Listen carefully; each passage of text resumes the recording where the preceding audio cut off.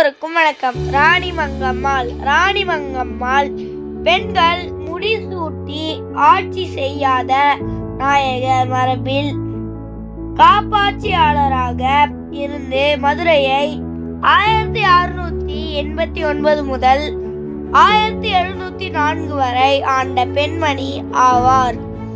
மதுரையை ஆண்ட சொக்கநாத நாயக்கரின் மனைவி ஆவார். கணவர் இறந்ததும் தன் மகன் அரங்ககிருஷ்ண முத்துவீர நாயகர் இளம் வயதினாக இருந்த காரணத்தினால் தான் உடன்கட்டை ஏறாமல் மகனுக்கு துணையாக காப்பாட்சியாளராக இருந்த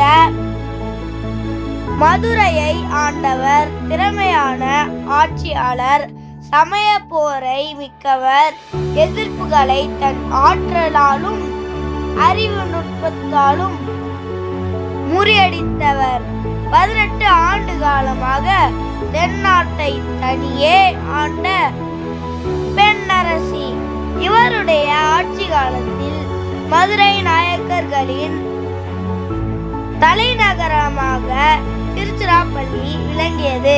ஆட்சி கிபி 1689 முதல் 1704 வரை.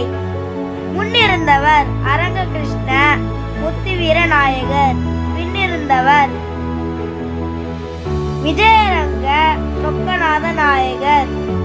மரபு மதுரை நாயக்கர்கள். தந்தை லிங்கம நாயக்கர். இந்த வீடியோ உங்களுக்கு பிடிச்சிருந்தா லைக் பண்ணுங்க, ஷேர் பண்ணுங்க, கமெண்ட் பண்ணுங்க, சப்ஸ்கிரைப் பண்ணுங்க, கூட இருக்க பெல் ஐகானையும் கிளிக் பண்ணுங்க. Thank you, bye bye.